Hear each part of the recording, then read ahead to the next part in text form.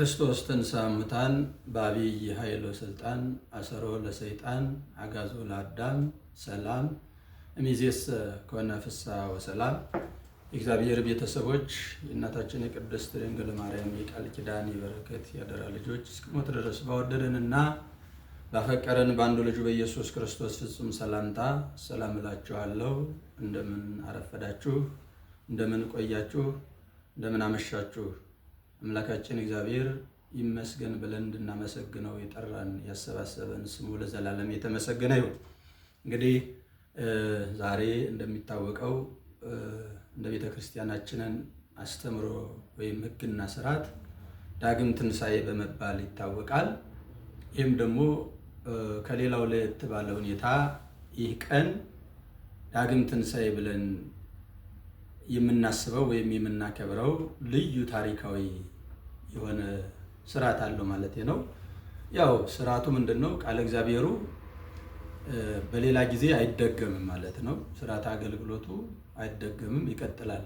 ይህ ሳምንቱ እየተፈራረቀ መዝሙሩ ዛሬ የተባለው ነገ አይባልም። የዛሬው ግን ዛሬ ትናንት የመጀመሪያው ትንሣኤ ተብሎ የነበረው ዛሬ ይደገማል። አጠቃላይ ቅዳሴውም ያንኑ ወንጌሉንም የሚያወሳው ይህንን ነውና አጠቃላይ ዳግም ትንሣኤ ብለን የምንገልጠው ስርዓተ አገልግሎቱ፣ ስርዓተ ቅዳሴው፣ ስርዓተ መዝሙሩ አንድ አይነት አገልግሎት ስለሆነ በእንዲህ ሁኔታ ይገለጣል ማለት ነው። ሌላው በዮሐንስ ወንጌል ምዕራፍ 20 ከቁጥር 19 ላይ እንግዲህ ይህን ታሪክ ወይም ይህን በዓል የምናከብረው በምን ሁኔታ ነው ብለን ስናይ አምላካችን መድኃኒታችን ኢየሱስ ክርስቶስ ለቶማስ የተገለጠበት ቀን ነው ይላል። እንግዲህ ጌታችን ለቶማስ ትንሣኤውን ስለመግለጡ እናወራለን ማለት ነው። እንግዲህ ይሄ ነገር ግን ከ12ቱ አንዱ ዲዲሞስ የሚሉት ቶማስ ኢየሱስ በመጣ ጊዜ ከእነርሱ ጋር አልነበረም። ሌሎቹም ደቀ መዛሙርት ጌታን አይተነዋል አሉት። እርሱ ግን የችንካሩን ምልክት በእጆቼ ካላየው፣ ጣቴንም በችንካሩ ምልክት ካላገባው፣ እጄንም በጎኑ ካላገባው አላምንም አላቸው። ደቀ መዛሙርቱ ቶማስ በመከራው ሰዓት ሸሽቶ ስለነበረ በክርስቶስ መከራ የክርስቶስ መከራ ተካፋይ አልሆነም ነበርና መከራውን አይቶ ሸሽቶ ነበረ። ስለዚህ ግን ደቀ መዛሙርቱ አይተዋል ማለት ነው እና በዚህ ሰዓት ግን የቶማስን ጥርጣሬ ለማራቅ ከደቀ መዛሙርቱ ህብረት በደቀ መዛሙርቱ ውስጥ አገልግሎት አንዱ ቶማስ ስለነበረ ታላቅ ሐዋርያ ስለነበረ ምንም መከራ የሚያስፈራ ሆኖ የክርስቶስ መከራ ስለ ሰዎች ልጆች የተቀበለው መከራ ዓለምን የሚያስጨንቅ ቢሆንም እንኳ በዚያ መከራ መታገስ ስላልቻለ ቅዱስ ቶማስ ለጊዜው ሸሽቶ ነበረ። ነገር ግን ተጠራጠረ። ካላየው አላምንም። ለምን? የተወጋው ጎኑን፣ የተቸነከረው ጎኑን፣ በራሱ ላይ የተደፋውን የእሾህ አክሊል ካላየው አላምንም ብሎ ስለነበረ ይህንን ለማረጋገጥ ትንሣኤውን ለማረጋገጥ ይሄ ዳግም ትንሣኤ ብለን የምንጠራውን ዕለት እውን ለማድረግ አምላካችን መድኃኒታችን ኢየሱስ ክርስቶስ በሐዋርያት መካከል ተገኝቶ እንደውም መንፈስ ቅዱስን እፍ አለባቸው ይላል። ማለት በዚህ ቀን ማለት ነው። መንፈስ ቅዱስን እፍ ካለባቸው በኋላ ስልጣነ ክህነትን ተቀበሉ ይላል። ከዛ በኋላ የክህነት አገልግሎትን ጀመሩ። ምን አላቸው? አምላካችን መድኃኒታችን ኢየሱስ ክርስቶስ እናንተ ያሰራችሁት የታሰረ ነው፣ የተፈታችሁት የተፈታ ነው፣ ኃጢአቱን የያዛችሁበት የተያዘበት ነው፣ ኃጢአቱን የፈታችሁለት የተፈታ ነው የሚል ስልጣነ ክህነት እንደውም በዚህ ሰዓት ለደቀ መዛሙርቱ ስልጣነ ክህነትን የሰጠበት ቀን ነው። ደቀ መዛሙርቱ ደግሞ መንፈስ ቅዱስን የተቀበሉበት ነው፣ አገልግሎትን የሚጀምሩበት ቀን ነበር ማለት ነው። ስለዚህ ይህ ስልጣን የሚያስር የሚፈታ እንደሆነ መጽሐፍ ቅዱስ ይናገራል። ወዳጆች፣ ብዙ ሰዎች በዚህ ስልጣን የማይታመኑ ብዙ ሰዎች አሉ። ይሄ የእግዚአብሔር ቃል ነው። የእግዚአብሔር ቃል ያስራል፣ ይፈታል። ይሄ ደግሞ የተሰጠው ለሐዋርያት ነው። ይሄ መጽሐፍ ቅዱሳዊ ሐሳብ እንጂ በሰዎች አመለካከት የሚተነተን ወይም ደግሞ የሚብራራ ሐሳብ አይደለም። መጽሐፍ ቅዱስ ተርጉማዊ ወይም ደግሞ እውነተኛ ቃል ስለሆነ ነው የምንናገረው ማለት ነው። እና ታዲያ ዲዲሞስ የሚሉት ቶማስ የትንሣኤ ዕለት ጌታችን በተዘጋ ቤት ገብቶ ደቀ መዛሙርቱን ሰላም ለእናንተ ይሁን ሲላቸው ቶማስ አልነበረም። ጌታችን በተያዘ ጊዜ ደቀ መዛሙርቱ ተበትነው ነበርና ቶማስም እንደሸሸ እስከ ዕለተ እሑድ አልተመለሰም። ስለሆነም ሌሎቹ ደቀ መዛሙርት ሞትን ድል አድርጎ የተነሳውን ጌታችን ሲያዩ እርሱ አላየም። በሌላ ጊዜ ከደቀ መዛሙርቱ ጋር ሲገናኝ የጌታችንን ትንሣኤ ቢነግሩት አላምንም አለ። አሁንም ክርስቶስ ተነስቷል፣ ከሙታን መካከል እንደሌለ፣ መቃብሩ ባዶ እንደነበረ እየተነገረው በክርስቶስ ላይ የደረሰውን መከራ ማመን አልቻለም ነበረ። ነገር ግን አምላካችን መድኃኒታችን ኢየሱስ ክርስቶስ የሚገርም ቃል ተናግሮ ነበር። በዚህ ውስጥ ለቶማስ ሳያዩ የሚያምኑ ብፁዓን ናቸው ይላል። አያችሁ፣ ሳያዩ የሚያምኑ ብፁዓን ናቸው ተብሎ ተጽፎ ነበረና ቶማስ በዓይኔ ካላየሁ በእጄ ካልዳሰስኩ ብሎ ስለነበረ አምላካችን መድኃኒታችን ኢየሱስ ክርስቶስ የእኛን ሐሳብ የእኛን ደካማነት ሙሉ ለማድረግ በተዘጋ ቤት ተገኝቶ ሰላም ለእናንተ ይሁን አላቸው። ይሄ ቃል የሚያጽናና ነበረ። ይሄ ቃል የሚያረጋጋ ነበር። በፍርሃት ውስጥ የነበሩ ሰዎች ሰላምን አጥተው በመረበሽ በመታወቅ ውስጥ የነበሩ ደቀ መዛሙርት ማለት ነው። እነዚህን በተዘጋ ቤት ይገርማችኋል። ቤቱ እንደተዘጋ ነው፣ ማንም አልከፈተውም ነው የሚለው እግዚአብሔር ቃል። ቤቱ እንደተዘጋ ነው፣ ማንም አልከፈተውም። ያንን ቤት ክፈቱልኝ ሳይል ነገር ግን በመካከላቸው ቆሞ ሰላም ለእናንተ ይሁን የሚለውን የሰላም ቃል አሰማቸው። ከዛ በኋላ ነው ደቀ መዛሙርቱ መጽናናት መረጋጋት የጀመሩት ማለት ነው። እና የቶማስን ደካማነት የቶማስን አለማመን ለመግለጥ አምላካችን መድኃኒታችን ኢየሱስ ክርስቶስ ዳግም ተገለጠ ብለን ይህን በዓል እናከብራለን ማለት ነው። እና ወደ ታይ ወረድ ብለን ስናይ የችንካሩ ምልክት በእጆቼ የችንካሩን ምልክት በእጆቼ ካላየሁ ነው ያለው። ቶማስ በችንካር የተቸነከሩ እጆቹን እግሮቹን በጦር የተወጉ ጎኑን በጣቶቼ ካላረጋገጡ አላምንም ነው ያለው። ከዛ ወረድ ይልና ቶማስ የችንካሩን ምልክት ካላየሁ አላምንም ማለቱ የጌታችንን ትንሣኤ ተጠራጥሮ ነው ይላል። የአንድምታው ትርጓሜ ሲያብራራ ቶማስ እንደውም ጥንታዊኑ ሰዱቃዊ ስለሆነ ነው ይላል። የሰዱቃውያን ወገን ነው ለማለት ነው። ሰዱቃውያን ትንሣኤ ሙታን የለም የሚሉ ናቸው። ጌታችንን ስለ ትንሣኤ ሙታን ሙታን ከተነሱ በኋላ እንደ እግዚአብሔር መላእክት በሰማይ እንደሚኖሩ ነግሯቸዋል ይላል።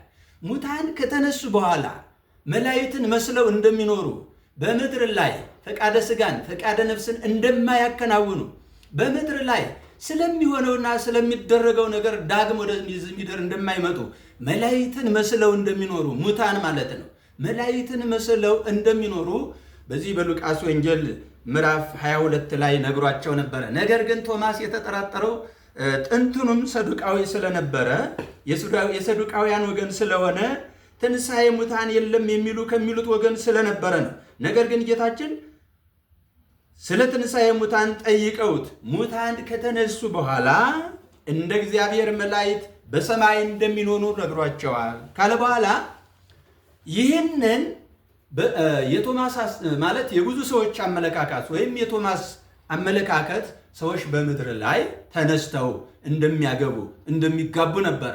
ነገር ግን ሰዎች ከሞቱ በኋላ አምላካችን መድኃኒታችን ኢየሱስ ክርስቶስ ሲናገር እንዲህ ይላል፣ እኔ የአብርሃም አምላክ ነኝ፣ የይስሐቅ አምላክ ነኝ፣ የያዕቆብ አምላክ ነኝ አለና የሕያዋን አምላክ እንጂ የሙታን አምላክ አይደለሁም። የእኛ አምላክ የሕያዋን አምላክ ነው፣ የሙታን አምላክ አይደለም ብለን እንሰብካለን።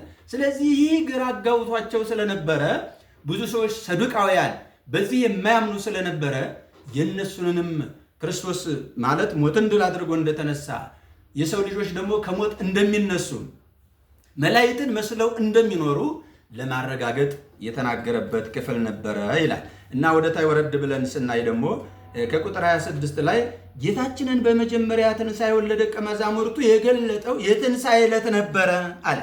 የገለጠው የመጀመሪያው ትንሣኤ ብለን ያከበርነው በዛ ቀን ነበረ።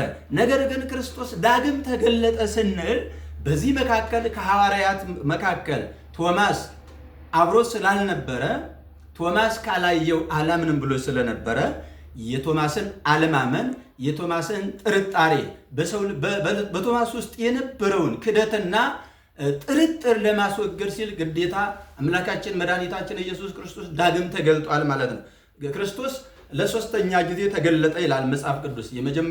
መጀመሪያ ተገለጠ፣ ቀጥሎ በሚቀጥለው ሳምንት ዳግም ትንሣኤ የሚለውን በዓል ስናከብር ተገለጠ እንላለን። እንደገና ደግሞ ለሶስተኛ ጊዜ ተገለጠ እያለ ሐሳቡን ያብራራል ማለት እንዳ በቀጣይ እሑድ በሁለተኛ ጊዜ ተገለጠላቸው። ሁለተኛ መገለጥ አስፈላጊ የሆነው ቶማስን ለማሳመን ነው ይላል። መጀመሪያ በደቀ መዛሙርቱ መካከል ቆሞ የተናገረውን ቃል አልቀየረውም። ምን አለ?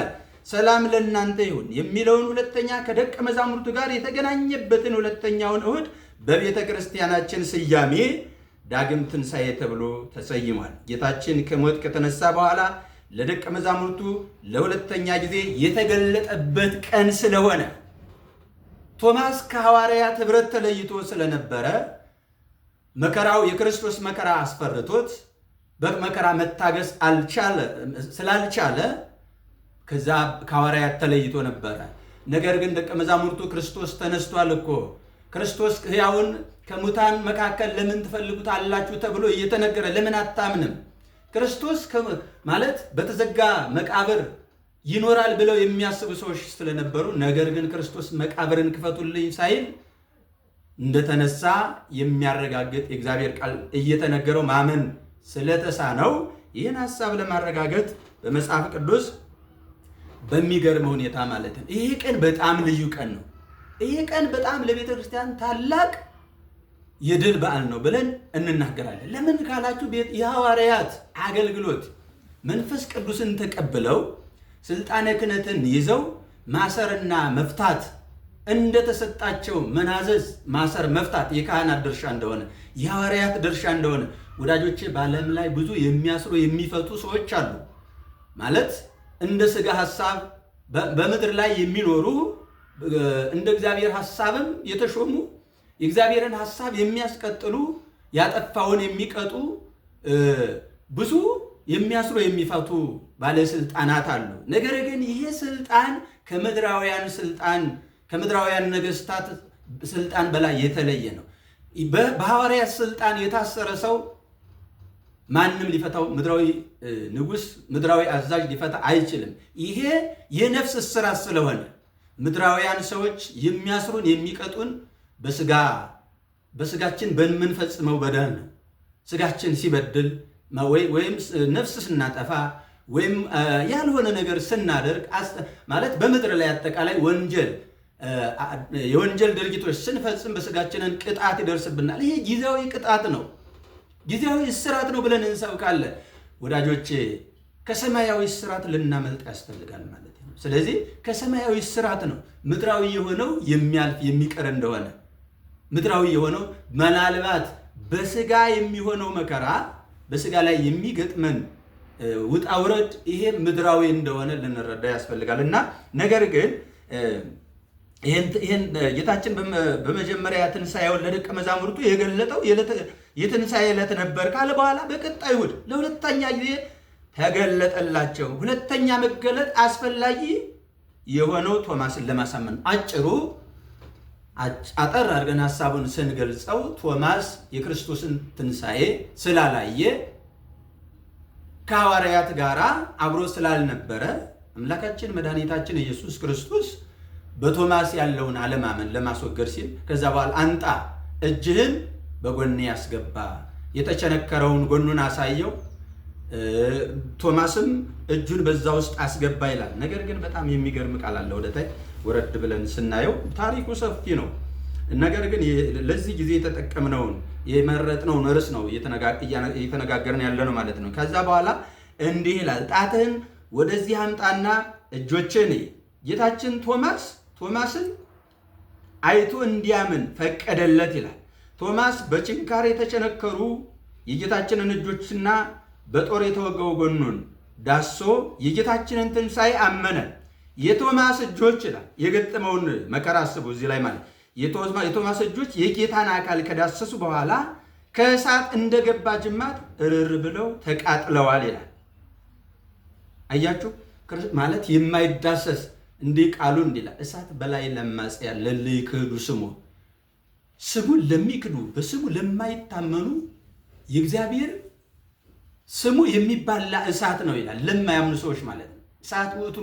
እሳት ማህያዊ ለርቱዓነ ልብ ለይገብሩ ፈቃዱን ለሚያደርጉ እንደ ቃሉ ለሚኖሩ ደግሞ እርሱ ሕይወት ነው ይላል እና ይህን አልተረዳምና ቶማስ የገጠመው ነገር አለ። የጌታችንን ትንሣኤ አመነ። ነገር ግን የቶማስ እጆች የጌታን አካል ከዳሰሱ በኋላ ከእሳት እንደገባ ጅማት እርር ብለው ተቃጥለዋል በማለት አንድምታው ይተርካል ይላል። ትንሣኤውን ስለተጠራጠረ የጌታችንን መለኮታዊ አካል አቃጠለው። አያችሁ፣ ትንሣኤውን ተጠራጥሮ ማለት ነው። ማለት የማይዳሰሰውን መለኮትን እዳሰሳለሁ ብሎ ስላሰበ እጆቹ በእሳት ተቃጠሉ ይላል። አሁን እኛ ማለት ከእግዚአብሔር በላይ አምላክ የለም፣ ከእግዚአብሔር በላይ ገዥ የለም፣ ከእግዚአብሔር በላይ አዳኝ የለም ብለን ልናምን ያስፈልጋል። ከእግዚአብሔር በላይ የሆነ አንዳች ነገር የለም። ይህን ማመን ያቃተን ወዳጆች፣ በብዙ ነገር ስለምንደገፍ ምድራዊ በሆነው ነገር፣ ቁሳዊ በሆነው ነገር፣ በሚያልፈው ነገር ስለምንደገፍ እግዚአብሔርን እንረሳለን። እግዚአብሔር በእኛ ላይ ቁጣውን ያነሳል ማለት ነው እና ቶማስ የገጠመው ይሄ ነበረ። ይህን ካለ በኋላ ቃሉ እንዲህ ይላል፣ አቃጠለው ካለ በኋላ ያመንህ እንጂ ያላመን አትሆን ብሎት ነበር አስቀድሞ ማለት ነው። ጌታችን ቶማስን ባለማመኑ ገሰጸው ይላል። ለቶማስ በተናገረው ቃል ሁሉንም ደቀ መዛሙርት ገሰጻቸው። ሌሎቹም አካሉን ዳሰው አይተው ነውና ያመኑት ይላል። ሌሎቹም ደቀ መዛሙርት አይተው ዳሰው ነው ያመኑት። ነገር ግን እነሱንም አብሮ ገሰጿቸዋል። ሳያዩ የሚያምኑ ብፁዓን ናቸው ተብሎ ስለተጻፈ ማለት ነው። እግዚአብሔርን በማየት ሳይሆን ባለማየት የዓለም ገዥ፣ የዓለም ጠባቂ፣ ዓለምን የፈጠረ የዓለም አስገኝ እንደሆነ ማመን አለብን ማለት እና ወደ ታይ ቶማስም ጌታዬ አምላኬ ብሎ መለሰለት ይላል። ቶማስ የኢየሱስ ክርስቶስን አምላክነት መሰከረ ይላል። ከዚያ በኋላ ቶማስ ጌታዬ አምላኬ ማለቱ አስደናቂ የሆነው ታምሩን ስላየ ነው። ጌታዬ አምላኬ ብሎ ተናገረ። አስደናቂ የሆነ ታምሩን አየ ማለት በምድር ላይ ምን አይነት ድንቅ ታምር ያደርግ እንደነበረ አምኖ ተረድቶ ይሄ ሐሳብ ስለገባው ጌታዬ አምላኬ ወደ ማለት መጣ። አሁንም ያላመን ሰዎች፣ የተጠራጠርን ሰዎች፣ በሁለት ሐሳብ የምንመላለስ ሰዎች ካለ እንደ ቶማስ ጌታዬ አምላኬ ብለን ልናምን ያስፈልጋል ማለት ነው። ይህንን ካለ በኋላ አስደናቂ የሆነው ታምሩን ስላየ ነው ይላል። ከዛ ወረድ ብለን እንዲህ ይላል። በዚህ በሃይማኖተ አበው በጣም የሚገርም ቃል አለ። እንዲህ ብሎ ተጽፏል። ጌታዬ አምላኬ ብሎ ማመኑን ሲገልጥ ይላል፣ ቅድመ ዓለም የነበርክ አንተ ነህ፣ ዛሬም ያለህ አንተ ነህ፣ ሰማያዊ አንተ ነህ፣ ምድራዊውም አንተ ነህ፣ በሰማይ በአብ ሕልው የምትሆን አንተ ነህ፣ ስለ እኛ በመስቀል የተሰቀልክ አንተ ነህ፣ ዓለም ሳይፈጠር በጌትነት ዙፋን ያለህ አንተ ነህ፣ ሁሉንም ያለ አንተ ነህ፣ አሁንም በዕፀ መስቀል የተቸነከርክ አንተ ነህ፣ በመለኮት ሕማም የሌለብህ አንተ ነህ፣ በሥጋ መከራን የተቀበልክ አንተ ነህ፣ ከአብ ጋር እንደ አንድ እንደመሆንህ ሞት የሌለብህ አንተ ነህ። ከአብ ጋር አንድ እንደመሆንህ ሞት የሌለብህ አንተ ነህ። ከእኛም ጋር አንድ እንደመሆንህ በፈቃድህ የሞትክ አንተ ነህ። በመቃብር ያደርህ አንተ ነህ። በኪሩቤል ላይ ያደርህ አንተ ነህ እያለ በዚህ በሃይማኖተ አበው ላይ ያብራራል ማለት አያችሁ። ስለኛ በመቃብር ያደረ ነገር ግን በኪሩቤል ጀርባ ላይ ተጭኖ የሚረማመድ በዚህ ማለት ኪሩቤል ሱራፌል በእነርሱ ጀርባ ላይ የሚኖር ማለት ነው። እነርሱ ቅዱስ ቅዱስ እያሉ የሚያመሰግኑት ነው። ግን ስለኛ የሆነውን መከራ ስለኛ የደረሰበትን ውጣ ውረድ ያብራራል ማለት እና ይሄ ዋናው ጌታችን በዚህ ቀን ማለት ነው ጌታችን ለቶማስ ትንሣኤውን ስለመግለጡ ማለት ነው። የአንድ ሰው ጉዳይ የሚያስጨንቀው የቶማስ አለማመን፣ የቶማስ ጥርጣሬ በክደት ውስጥ እንዳይኖር ክርስቶስ ለሰው ልጆች የከፈለውን መከራ እንዲያስብ፣ እንዲረዳ፣ እንዲያምን ይህን ቀን ዳግም ትንሣኤ ብለን እናከብራለን ማለት ነው። ስለዚህ ዳግም ትንሣኤ የሚለውን በዓል ስናከብር አምላካችን መድኃኒታችን ኢየሱስ ክርስቶስ በጊዜው ቶማስ ከሐዋርያት ጋር እንዳልነበረ መጽሐፍ ቅዱስ እየነገረን ነው። ከሐዋርያት ተለይቶ ነበረ። ነገር ግን ዳግም ደግሞ ትንሣኤውን አላየውም እናንተ አይታችኋል እኔ አላየውም ብሎ ስለነበረ ይህንን በዓል ወይም ደግሞ ይህንን ዳግም መገለጥ ለቶማስ ያሳየበት ታላቅ ቀን ነው ማለት ነውና እኛ ዳግም ትንሣኤን የምናከብረው በዚህ ዕለት ነው። ስለዚህ ብዙ ትንታኔ ያለው ብዙ አረፍተ ነገር አለው። ነገር ግን ለደቀ መዛሙርቱ ስልጣንን ሰጣቸው። ስልጣነ ክህነትን ተቀበሉ። ያሰራችሁት የታሰረ ይሆናል። በዚህ ቀን በጣም ይገርማል። በቶማስ አማካይነት በቶማስ አለማመን ውስጥ በቶማስ ግራ መጋባት ውስጥ ደቀ መዛሙርቱ የተቀበሉት ስልጣነ ክህነት በጣም ማሰር መፍታት የሚችል እንደሆነ ዛሬም በአባቶች እግር ልጆች ተተኩ ይላል። ወዳጆቼ የሐዋርያት አገልግሎት የሐዋርያት የክህነት አገልግሎት ድርሻ ዛሬም በካህናቱ ላይ አለ፣ ዛሬም በመምህራኑ ላይ አለ። የሚታሰር አለ፣ የሚፈታ አለ። ወዳጆቼ ብዙዎቻችንን ሳንፈታ ወደ መቃብር ሄደናል። ይሄ እግዚአብሔር ቃል ነው።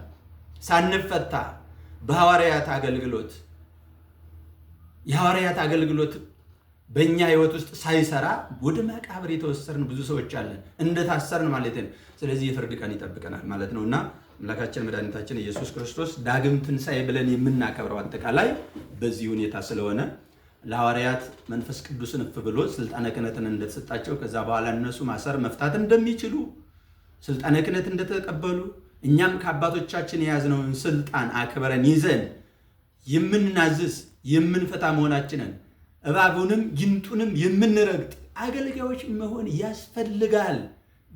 የአባቶችን ስልጣን ይዘናልና ከምንኪድ ከይሴዋ ቃረብተ ወዲበ ኩሉ ኃይለ ጸላይ ዘንዶውንና እባቡን መርገጥ የምንችል አገልጋዮች ልንሆን ያስፈልጋል። በእምነት ማለት ነው። በእምነት ነው ይህን ቃል የተቀበልነው ከእግዚአብሔር የተቀበልነው አደራ አለ። ይሄ ከሰዎች የተቀበልነው አይደለም። ሰዎች ሹመውን ሳይሆን ሰዎች በዚህ አገልግሎት ከእግዚአብሔር የተሾምን መሆናችንን የአባቶቻችን ፈለግ ይዘን እንደ አባቶቻችን አገልግሎት ዕውራንን የምናበራ፣ ለምጻምን የምናነጻ፣ ድውይ የምንፈውስ አገልጋዮች ልንሆን ያስፈልጋል። ዓለም ግራ በመጋባት ውስጥ ነው ያለው። ዓለም ብዙ ጭንቀት አለበት፣ ብዙ ውጣ ውረድ አለበት። የሚያሳርፈው የእግዚአብሔር ቃል ነው ወዳጆቼ። ታስረን ሳይሆን ተፈተን ወደ እግዚአብሔር መንግሥት እንድንገባ ስጋውን እንድንበላ ደሙን እንድንጠጣ አምላካችን እግዚአብሔር ይፍቀድልን። ብዙ ታሪክ አለው፣ ብዙ መልእክት አለው። ይቆያል።